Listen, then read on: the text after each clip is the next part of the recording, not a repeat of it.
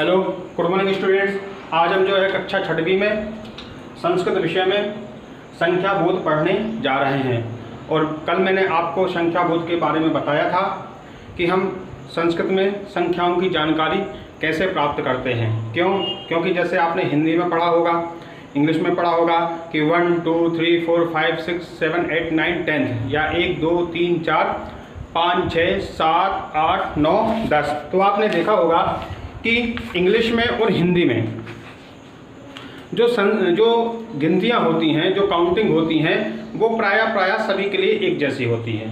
ठीक है, हिंदी में और इंग्लिश में जो काउंटिंग होती हैं वो प्राय सभी के लिए एक सी होती हैं, एक जैसी होती हैं। लेकिन हमारे संस्कृत में जो नियम है थोड़ा भिन्न है। संस्कृत में कैसा नियम है? संस्कृत में जैसा कि मैंने आपको बताया है कि 3 लिंग होते हैं। कौन कौन से होते हैं? पुल्लिंग, स्त्रीलिंग और नपुंसकलिंग। मैंने आपको बताया था कि पुल्लिंग में जो है पुरुषवाचक जो शब्द रहते हैं वो होते हैं, स्त्रीलिंग में जो स्त्रीवाचक शब्द होते हैं वह होते हैं, और नपुंसकलिंग में जो नॉन लिविंग वस्तुएं रहती हैं उनको हम नपुंसकलिंग कहते हैं। तो जैसा कि आप देख रहे हैं यहाँ पर ये पुल्लिंग वाला है, एकः, द्वौ, त्रयः, चत्वारः। मेरे कहने का तात्पर्य है कि तीनों लिंगों में 1 से 4 तक की जो संख्याएं हैं वह अलग अलग होती हैं। कौन कौन सी?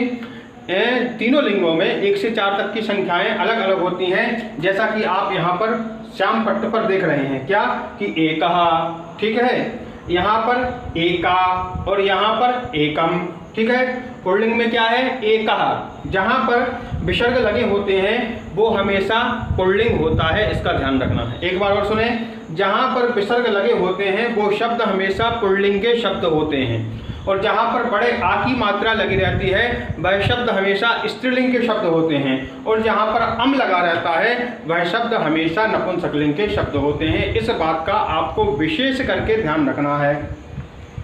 तो देखिए यहाँ पर एकः 1, द्वौ 2, त्रयः 3 और चत्वारः 4।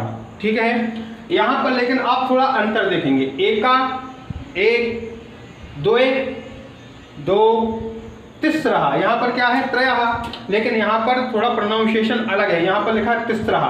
तो जब आप किसी के लिए, लड़की के लिए आप 3 अंक का प्रयोग करेंगे तो यहाँ वहाँ पर लिखेंगे आप तिस्रः बालिकाः।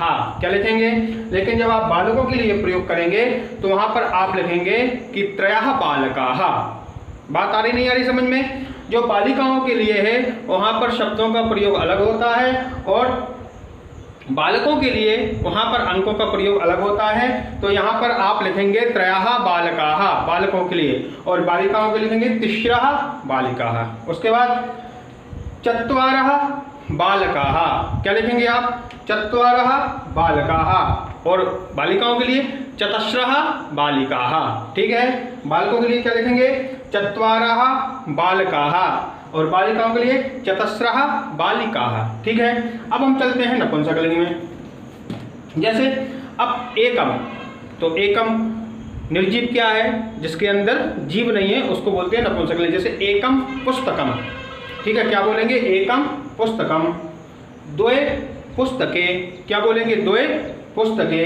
अब देखिए यहाँ पर त्रया है, यहाँ पर तिस्रा है और यहाँ पर त्रीणी, तो यहाँ पर हो जाएगा त्रीणी कंदुकानी। क्या हो जाएगा? त्रीणी कंदुकानी। फिर चत्वारी। ठीक है, फिर चत्वारी। यहाँ पर क्या है? चत्वारः, चतस्रः और ये चत्वारी। ठीक है, चत्वारी का मतलब क्या है? 4। ठीक है, तो यहाँ पर दिया है कि चत्वारी छत्राणि, 4 छाते हैं। ठीक है, चत्वारी छत्राणि, 4 छाते हैं।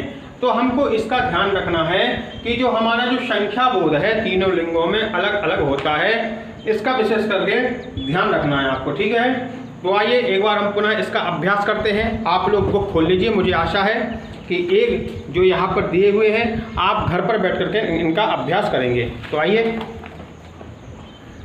एका बालिका, एका बालिका, द्वे बालिके।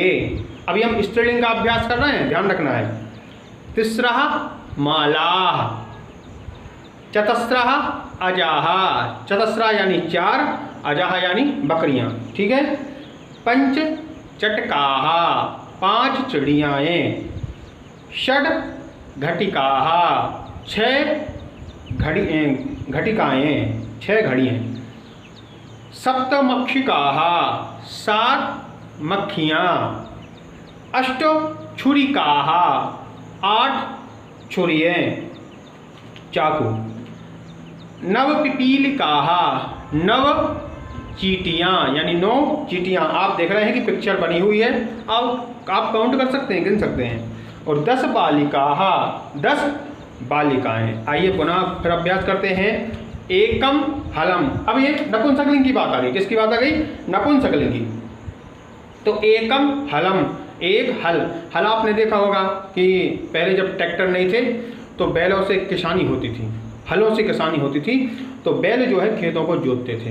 तो एकम हलम, द्वे पुष्पे 2 फूल, त्रीणि, त्रीणि का मतलब कितना होता है? 3, त्रीणि कंदुकानी 3 गेंदें, चत्वारि छत्राणि 4 छाता, पंच पुस्तकानि 5 पुस्तकें, षट पत्राणि 6 पत्ते, सप्त कदली फलानी, सप्त यानी 7, कदली फलानी का मतलब क्या होता है? केले के फल, अष्ट दाडिमानी 8 अनार, ठीक है, अनार के फल, नव उपनेत्राणि, नव यानी 9, उपनेत्राणि का मतलब क्या है? 9 उपनेत्र यानी चश्मे, ठीक है। 10 आम्र फलानी 10 आम के फल। तो इस तरह से आप घर पर बैठ करके अभ्यास करें। इसके आगे हम देखते हैं। अब देखिए यहाँ पर एक स्ट्रक्चर बना हुआ है, प्रारूप बना हुआ है। उसमें आप देख सकते हैं कि तीनों लिंगों के अलग अलग संख्याएं यहाँ पर दी हुई हैं। कितने लिंगों की? तीनों लिंगों की यहाँ पर संख्याएं अलग अलग दी हुई हैं, तो उसको आपको समझना है। उसके बाद में रिक्त स्थान दिए हुए हैं, आप देख रहे हैं यहाँ पर। अब यहाँ पर उचित शब्देन रिक्त स्थानम पूरयत, उचित शब्द के द्वारा आपको रिक्त स्थानों की पूर्ति करना है। जैसे यहाँ पर लिखा है एकम अस्ति, तो हमने देखा एकम किस में है? आप ध्यान देखेंगे पुल्लिंग में एकम नहीं है, स्त्रीलिंग में एका है, लेकिन नपुंसकलिंग में एकम है। तो यहाँ पर क्या क्या आएगा? तो एकम के साथ क्या आएगा? एकम फलम।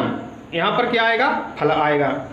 दूसरा तीसरा बालिकाः सन्ति, तो दूसरे में जो है हमने देखा तीसरा किस में है? स्त्रीलिंग में है, तो स्त्रीलिंग में क्या आएगा? बालिकाः आ जाएगा, ठीक है। उसके बाद में सप्त 7 अश्वः क्या आएगा यहाँ पर? गजः अजः। अब हमने देखा कि यहाँ पर क्या बहुवचन होना चाहिए, सप्त यानी 7, 7 यानी बहुत से, तो यहाँ पर क्या आ जाएगा? जो अश्वः है ए लिखा है, अश्वः ए आ जाएगा। इसका ध्यान रखना है, ठीक है। उसके बाद में उचित परिवर्तनेन रिक्त स्थानम पूरयत। अब उचित परिवर्तन के साथ में आपको रिक्त स्थानों की पूर्ति करना है। उचित संख्या पदेन, और उचित संख्या पद के साथ आपको रिक्त स्थानों की पूर्ति करना है। तो मैं आपको ये जो है धीरे धीरे करके बताऊंगा। आज के लिए इतना पर्याप्त है। मुझे आशा है कि आप लोग घर पर रह करके समय का सदुपयोग कर रहे होंगे। अस्तु मंगलम।